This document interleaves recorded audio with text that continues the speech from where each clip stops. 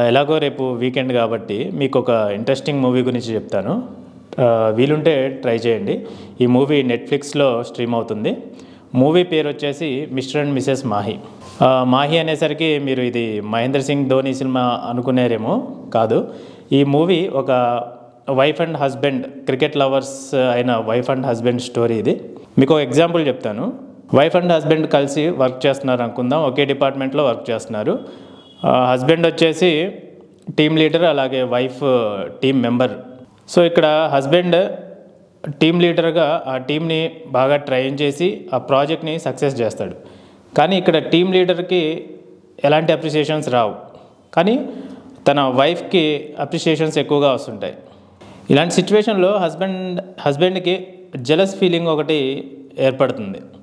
So ఇలాంటి situations maybe చాలామందిలో వచ్చి ఉండొచ్చు. ఎవరైనా ఆ సిచ్యువేషన్లో ఉంటే అలా జెలస్గా ఫీల్ అవ్వడం కామనే. ఇక మూవీ విషయానికి వస్తే, హీరోగా రాజ్ కుమార్ రావ్, అలాగే హీరోయిన్గా జాహ్నవి కపూర్ యాక్ట్ చేశారు. వీళ్ళ యాక్టింగ్ అల్టిమేట్ అని చెప్పచ్చు. హీరోకి క్రికెట్ అంటే పిచ్చి. హీరో ఎలాగైనా కష్టపడి క్రికెట్లో మంచి పేరు తెచ్చుకోవాలి, క్రికెట్ టీంలో సెలెక్ట్ అవ్వాలని డిసైడ్ అవుతాడు. కానీ హీరోని ఎవరూ పట్టించుకోరు. తను ఎంత కష్టపడినా కానీ హీరోకి గుర్తింపు రాదు.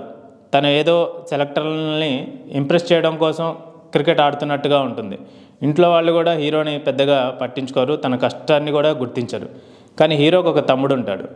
ఆ తమ్ముడు పాప్ సింగర్గా ఉంటాడు. తనకి గుర్తింపు బాగా ఉంటుంది, అందరూ తనని మెచ్చుకుంటుంటారు. కానీ మన హీరోని ఎవరు పట్టించుకోరు. అలాగే హీరో ఇండియన్ టీంలో కూడా సెలెక్ట్ కాడు.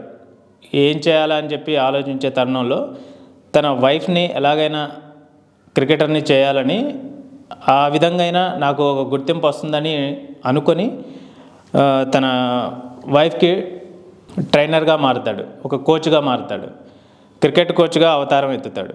ఇక్కడ కూడా హీరోకి గుర్తింపు రాదు, అటు హీరోయిన్కే గుర్తింపు వస్తుంటుంది. తను బాగా ఆడుతుందని చెప్పడం జరుగుతుంటుంది.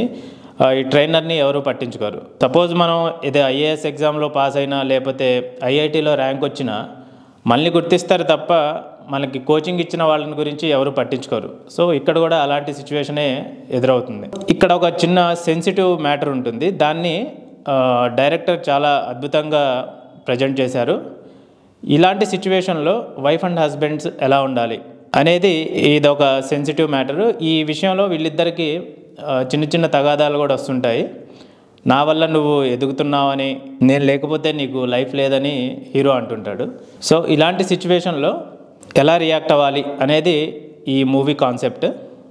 ఈ వీకెండ్ మీకు వీలైతే ఈ మూవీ చూసి మీ ఒపీనియన్ కామెంట్ బాక్స్లో రాయండి. Thank you.